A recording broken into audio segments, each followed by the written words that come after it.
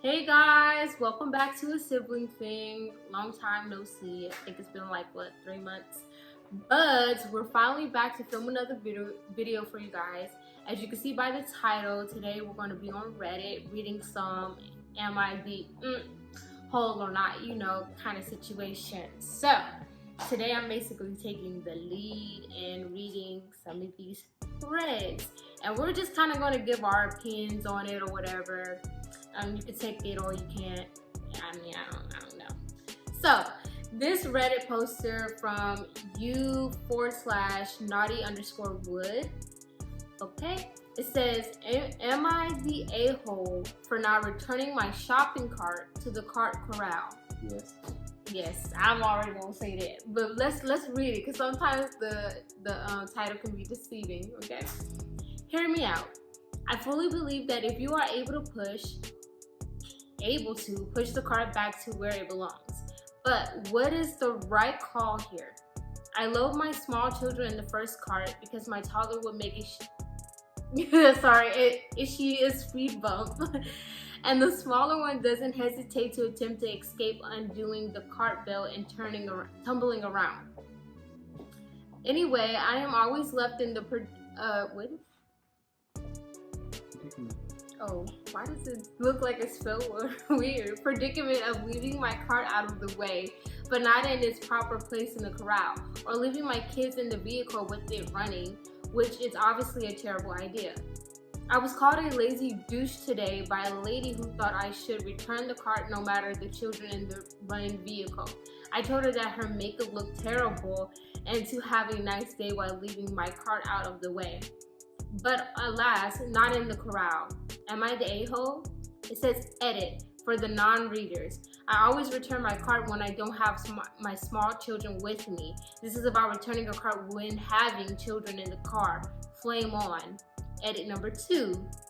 Thank you for the kind words, abrasive PMs and insights.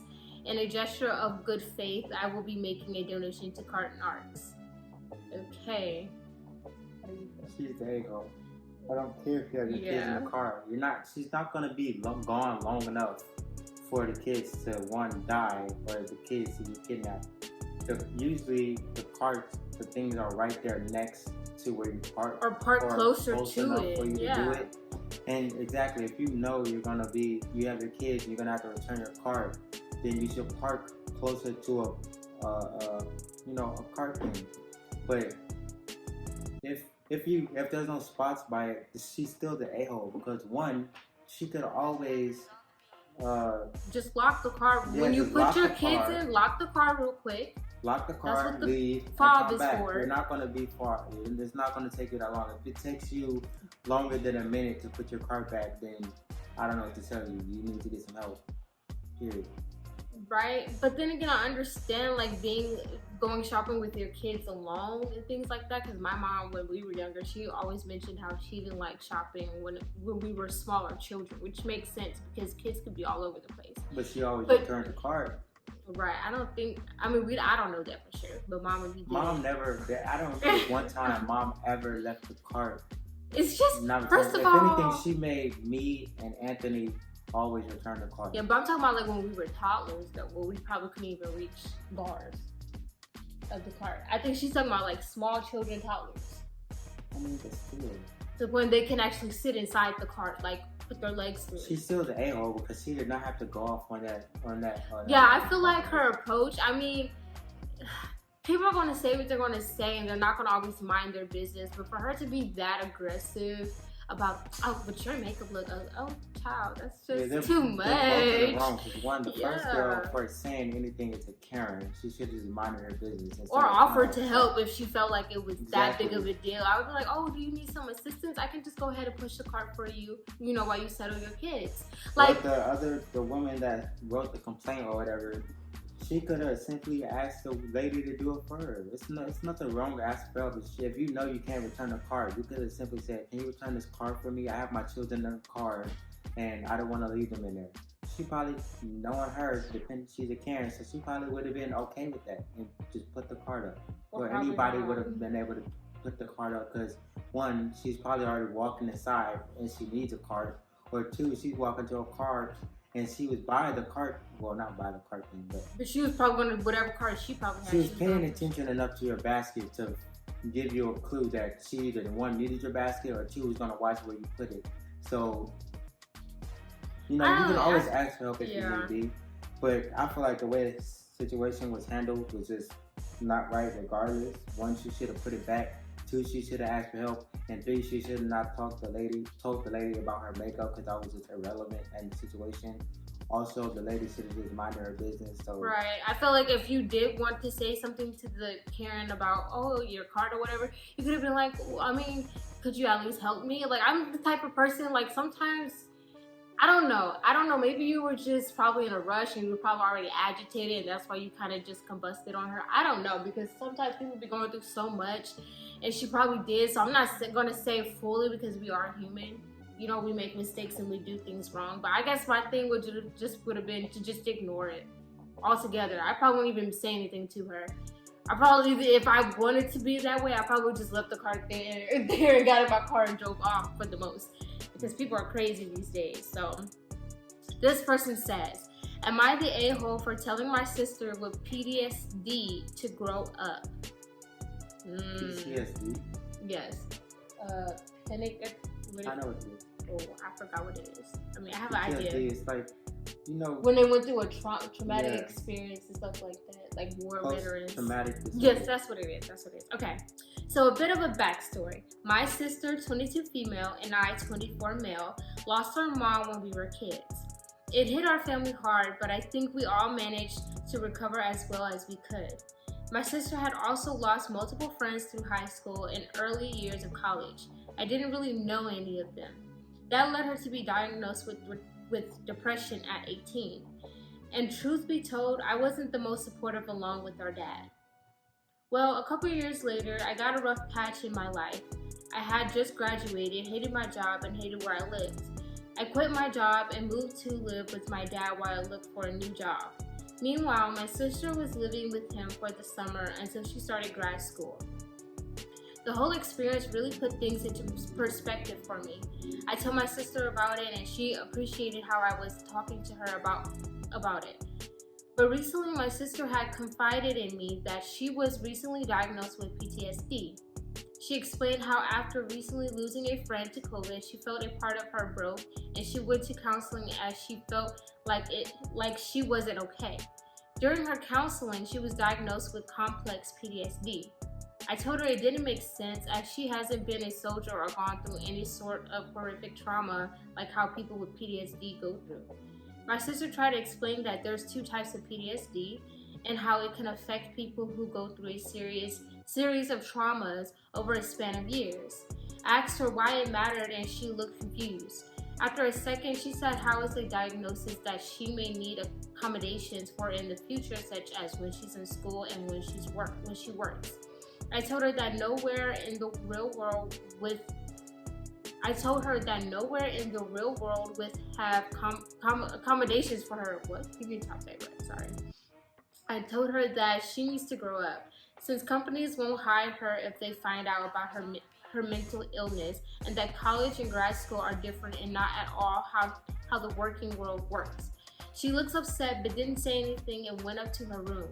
It's been a couple days and she hasn't really talked to me about anything. I told some friends about that I said and some of them called me an a-hole while some said I could have been nicer in how I said it. My sister needed a wake-up call about how working actually is. I don't want her to be completely blindsided once she leaves school. I want her to be prepared for the future. Now I'm thinking I could have told her the truth in a nicer way. Hold on, let me say this. Okay. My thought when reading this was one, just based off of your post, you came off very, you already started to gaslight her, I feel like. When she first opened up. I find it funny. It basically to invalidate her feelings. You feel what I'm saying? Although not necessarily to her face in the beginning, when you were mentioning about when she's when you started going through depression and stuff like that, you was like, oh, I wasn't there for her, and then you started going through depression or going through some troubles or whatever, you spoke to her. You guys were having obviously an open conversation, and y'all both felt like you could trust each other. And when she opened up to you, you gaslighted her and made it feel like her feelings were invalid. I understand, because you are older, that's your sister, that's your little sister, I get it. But one, you told her, how does she have PTSD if she never went to the war or whatever, like that she's not a veteran? Same thing with depression. There's different types of depressions. There isn't none when it comes to mental health, there's a wide variety of it. Yes, there is one name for it, but it's not just black and white. You know what I'm saying? So everybody handles things differently, and they need to be treated differently because of that. So I feel like if you really wanted to be a good brother and you really cared about her, one, you would listen completely to what she was saying and when she explained it to you, and could have gone a nicer way. Because I'm not gonna lie, yes, when you do have mental illness or you have some type of disabilities, the world treats you different, and they're not gonna always accommodate you. And of course, as family members, one thing that we do want to do is protect those that we love and let them know, like, hey, one thing about the world is they're not going to always accommodate you. Sometimes you're just going to have to be uncomfortable. But that's not always the option for some people. So if you really wanted to give her advice, you should have gone about it a much better way. You should have helped her, like, find ways to, you know, find jobs that would accommodate her with her PTSD disorder. You know what I'm saying? Things like that.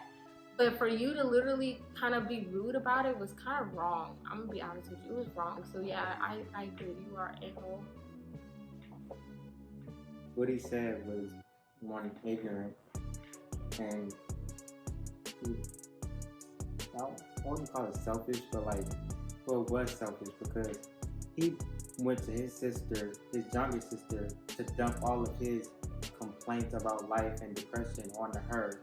And knowing she was already going through it way before he was, when she started doing the same thing to him, he just brushed it off and was like, okay, well, that's not true. You didn't go to war. You're not a veteran, so you don't deserve to have PTSD. It's like he went to her expecting to be like,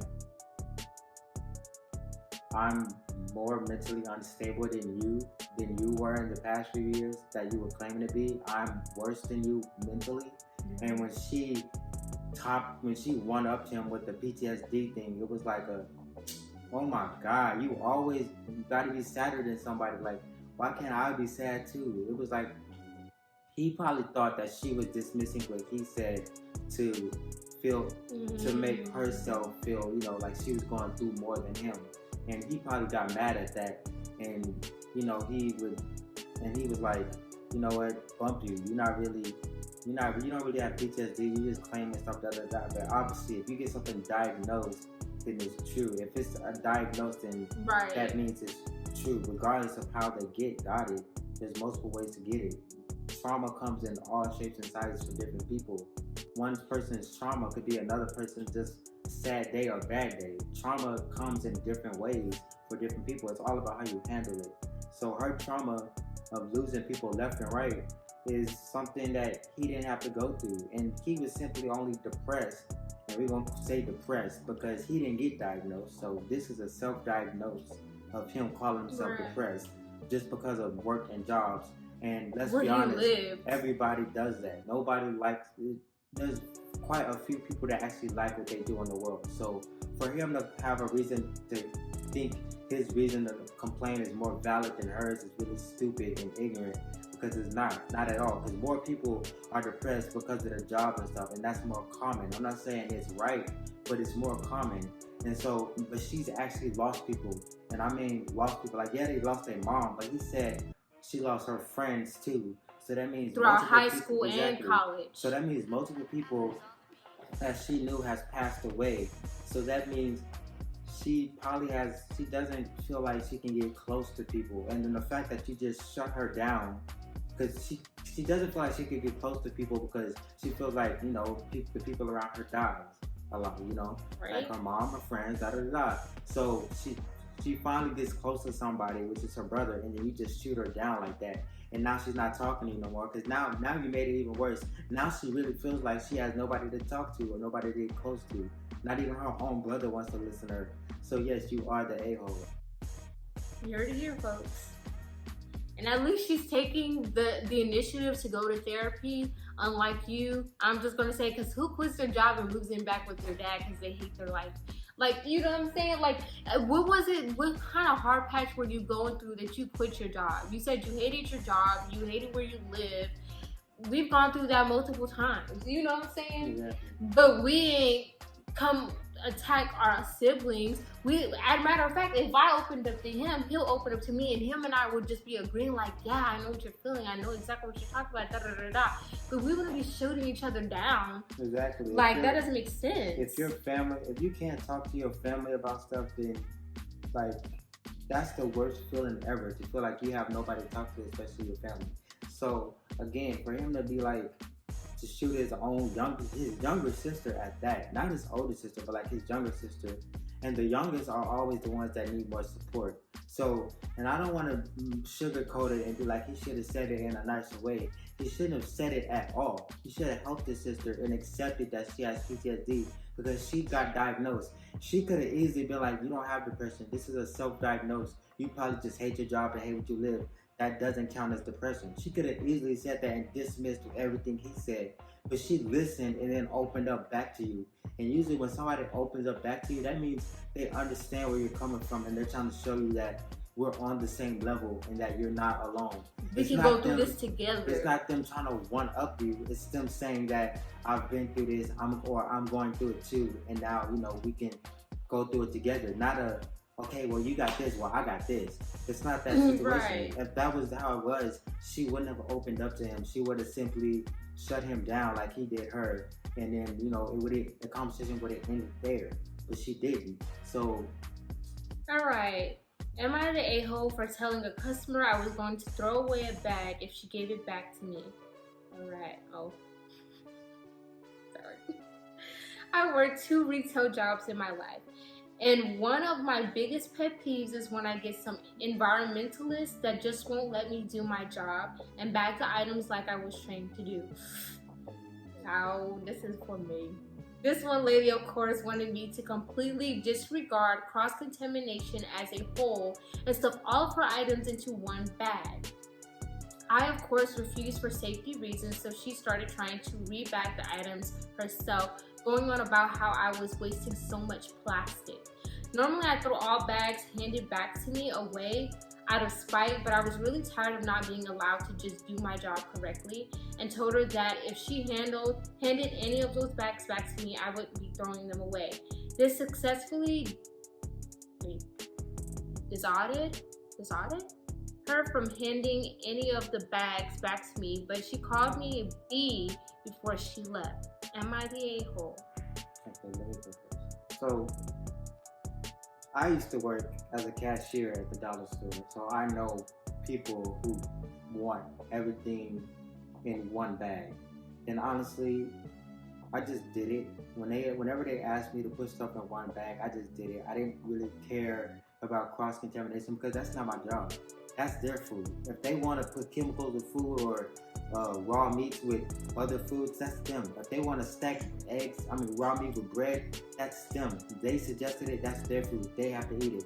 Cross-contamination has nothing to do with me. We are not working at a fast food restaurant, and that's really only where cross-contamination laws apply, because you're actually dealing with people's food that they're about to put in their mouths. But if they personally tell you when you're bagging their groceries that they don't care about cross-contamination, then it's not your duty to tell them, well, I can't do that, da, da, da. I mean, it might be a rule guideline to your store, and then you can tell them that. But if they keep suggesting that they want everything in one bag, then just put it in one bag. Because once she starts handing the bags back to you, also it was petty for you to say, I'm just gonna be throwing them away. You could easily grab the bags and just set them aside, and when she left, threw them away. You didn't have to be like, okay, well, you're talking about saving plastic, I'm just gonna throw these away. Because at that point, you're sparking the argument. You're saying something that you know she's gonna be like, well, why can't you just save the bags? Da da da. When you could have easily just put them to the side, bag everything in one bag as much as you can, and let her leave, and then throw away the bags like you're supposed to. She would have never known in her life that you threw away the bags. So I'm not gonna call you an a-hole, but what I'm saying is you should have handled it very differently than what you did. And she was the a-hole for calling you a B and for being such a Karen and trying to tell you how to do your job. Because obviously, if they're using plastic bags, then plastic bags are, it doesn't matter how many that you use, they're still plastic bags. All those bags on that rack are going to be, exactly, they're going to get used. Whether she takes them home or not, all those bags on that wheel are going to be used sometime, or regardless by the next person or the person after that. So it doesn't really matter. So if anything, she's the a-hole in the situation. You're not, but you should have handled it very differently. Yeah, because I don't know how old you are. I understand when you're younger and you're dealing with customers and stuff like that. No matter how many years of experience you have, if you're younger, us younger people, we can get agitated a lot quicker. You know what I'm saying? I have like 6 years of customer service under my belt. So I deal with difficult customers every single day who try to tell me how to do my job. I even have customers tell me, I shop here so much, I know how to do your job. I can tell you how to do your job, blah, blah, blah, blah, blah. I'm like, okay, whatever you say. I know how to do my job. I know the policy, so I'm not going to be offended by that. Although, is it annoying? Yes. But if somebody was to ask me, because I used to be a cashier at a grocery store, I know about that whole them telling us not to mix the meats and all that extra stuff, right? But my point would be this: if they don't care, I don't care. If they're the ones taking it home, they're the ones eating it. I'm not gonna sit here because you already know at them grocery stores they care about numbers, right? They want them customers in and out. So they don't look. You don't want to waste the manager's time. What if she called the managers? Then what? Especially at the dollar store. Like, right. Dollar store, they have one cashier working. And when I tell you it is so busy, you would not expect the dollar store to be busy. But I'm telling you, the lines be wrapped around the aisles. That's how busy it is. So when I was the only cashier working, once they told me to just bag everything in one bag, I didn't ask no questions. I didn't say nothing. I just put everything in one bag and, just handed it off. Why? Because it saves me time, it saves them time, and it moves the line along. Nobody cares about how they want to separate this stuff. So back to the cashier and the situation, it was more of a you thing at this point. It was more of a you didn't want cross-contamination. It wasn't what the customer wants. It was a personal issue that you didn't want things to be cross-contaminated. Right. Maybe you have OCD or whatever, I don't know, maybe you do, like where you just don't want stuff touching other stuff if they're not supposed to touch. Maybe that's just you. So, like, again, maybe I'm not going to say you're the a-hole, but I feel practice like more this situation was more about you and what you did than what she did. Because I understand when it comes to training, we're always like, okay, I was trained to do this. I was trained to be like this. Don't be so robotic in a way. There's a difference between when it comes to training and actually enforcing policies. Do you see what I'm saying? That is not really a policy. At least it shouldn't be, because that's just going to cause too much confusion, too much complications. You know what I'm saying? But if it's not a policy, to the point where it's like you have no control over it and all you can do is get a manager to, approve, to like bend the rules a little bit, don't worry about it. Don't even stress yourself about it. Exactly. Just let the customer do what they want to do, unless it's a hardcore policy and it's like a no.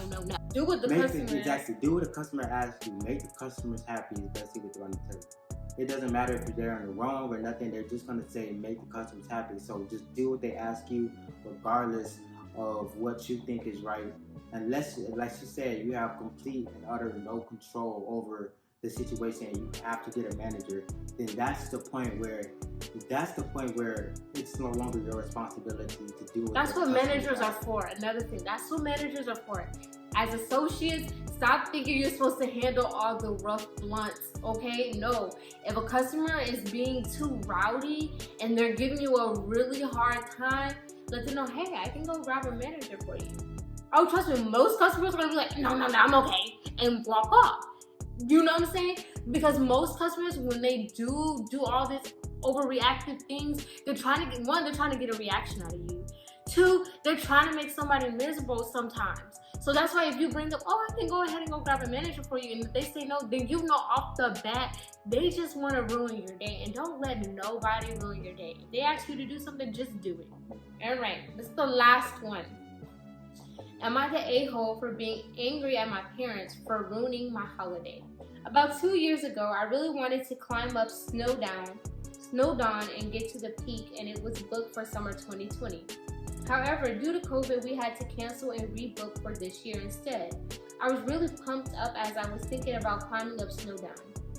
Whenever I get invested into something, I always have high expectations. However, as we were climbing up, my dad said he couldn't go any further as he has a heart condition. We didn't make it to the top and went back to the car. I was angry because I was really invested in going to the top. I've been at my parents for not climbing up the entirety of the Snowdon, and they have the gall to say, just move on. Edit 1. Just to add more information, everybody except me agreed to go back down instead of splitting up and doing different things, and I didn't really want to go on my own. My dad didn't know the walk would be that difficult and only went back when he wasn't feeling good. He didn't know he had heart problems beforehand. Okay, so one, the dad 100% shouldn't have tried to go on a walking or hiking vacation knowing he has heart problems. Yeah. There is no easy walk that's a vacation. If you're paying to do this walk and stuff like that, and it was heavily booked already, then you know it's gonna be, a long journey. It's gonna give you your money's worth. Like snowboarding or something on a hill or something like that. They always give you your money's worth. There's never nothing short and sweet. And then climb up. That exactly. should also give you something exactly. This is a lot of physical activity. So knowing you have heart problems right there, that should have been a no. That shouldn't have been in the question. You probably should have done something a little more laid back. Like go to a retreat or a cruise or something like that, something of that sort. But the child, yes, you're the a-hole. One, because your dad has heart problems and you're mad that your dad doesn't want to continue testing his life so you can have enjoyment. Like, right. One, you knew your dad had heart problems in the first place. So for you to want to get mad at your dad instead of seeing if your dad is okay and make comfort in him knowing he has heart problems, but being mad because you couldn't finish a hike is beyond me. Like, that's stupid and ignorant and selfish. And I feel like that type of selfishness never gets rewarded. Like, you never get what you want when you're that selfish. Because what if you continued and your dad died? You would have blamed yourself for not going back when your dad wanted to. Right. If anything, if you really wanted to do it, you would have went yourself. That excuse of, I don't want to split up, that's BS. Because if you really want to do something, you'll do it by yourself if others don't want to do it for you. Because you're not doing it for them, you're doing it for yourself. So if you weren't doing it for them, then you would have had no problem going by yourself. Like, you would have had no problem. And let alone, like, again, your dad was having heart problems, dude. Like, that should be enough to make you want to stop doing something. If my dad literally is struggling to breathe, or just he says his chest is hurting and I know he has heart problems, I don't care what I'm doing. I'm going home. If I have to, I'm going home. I'm not gonna walk on my own like, okay, y'all can go back to the car, I'm going to the gym. No, I'm going to stay by my dad. Why? Because that's my dad. He raised me and I love my dad. So I'm going to make sure he's okay first, because this is a family trip.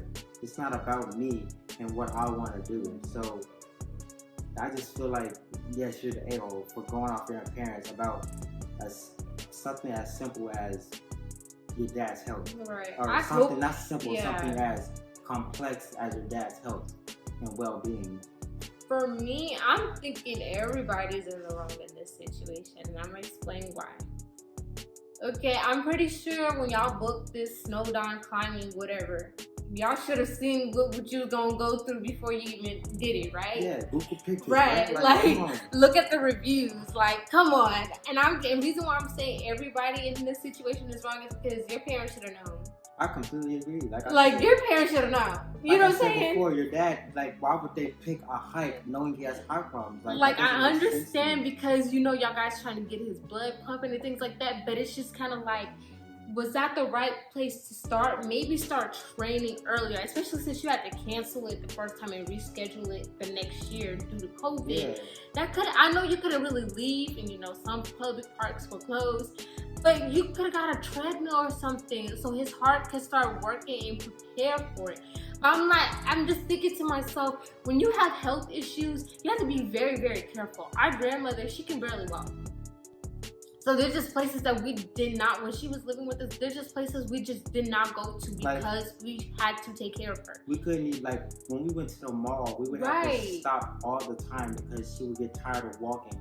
So we wouldn't, if our dad was in that type of situation to where he gets tired from walking or he has heart problems, we wouldn't take him to a place where that's likely to happen. We're not going to take him on a climbing trip or a hike trip. We would take him something like a trail, like a wood, walk through the wood or something like that. Like with our granny, we would try to help her gain muscle memory back in her legs so she could eventually start walking without having to take so many breaks. Do you see what I'm saying? So I just feel like everybody should have honestly just thought about this logically. But I feel like you're wrong in the sense that it seemed like it came out that you just didn't care about your dad at all and his health. You feel what I'm saying? And I don't like that because that's wrong, number one, because your dad doesn't have, how do you say? He doesn't have control of it. Nobody has control over his heart condition. He has it. So what you can do is you can try your best to accommodate. You feel what I'm saying? And sadly, that's just what you have to do. Well, not sadly. That's not sadly. That's life. But that's just what you have to do. You know what I'm saying? I just hope in the future, y'all will talk about y'all trips more in depth from now on and pay attention to what y'all trying to do and think, can this really work out for us? You know what I'm saying? Because I know you don't want to ruin your dad's fun and you don't want to ruin your fun. Nobody likes that. So I just say in the future, all y'all should really just come together, talk like adults and be like, okay, I don't even know how old the OP is, but I don't know. You must be old enough. Your dad got heart conditions. I'm thinking of an older man, but yeah, I just feel like y'all guys all just kind of missed the ball on this. Okay, guys, so that kind of ends everything for today. I hope you guys enjoyed this video. I hope y'all like these long videos, okay? We don't know if you like them, but if you want them to be shorter, just let us know. But we just really trying to make sure that we give out good content and that you guys enjoy it. And we're always looking for your constructive criticism. So you guys can go ahead and sign off in the comments. Give us your opinions on these MIA whole scenarios. Not scenarios, posts. And see if y'all guys agree or disagree with what we have said. I mean, there are scenarios. But wait, are scenarios things that actually happen? Yeah. Oh, I'm sorry. Okay, so one more thing, you guys. Billion just went ahead and dropped his first EP and it's out everywhere, right? Streaming everywhere. Apple Music, Spotify, other streaming platforms, I guess. But yes. So it's called Smile More. We will leave a link down in the bio so you guys can go ahead and check it out. And of course, without further ado, this has been Tony Monet. Billion. And we are signing off. Bye. Peace.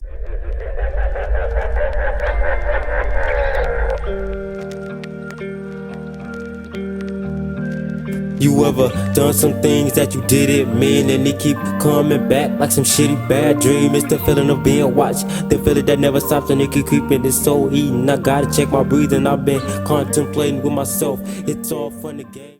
Hey, no, she breaking her back trying to get with a nigga like me. Ice on my neck, blood on my teeth. Rockstar nigga, I like to be free. You do not own me, please take a seat. I hate to bring up what I have underneath. It's part of my genes. I hope you don't scream. Shh, quiet on set, please. I got my own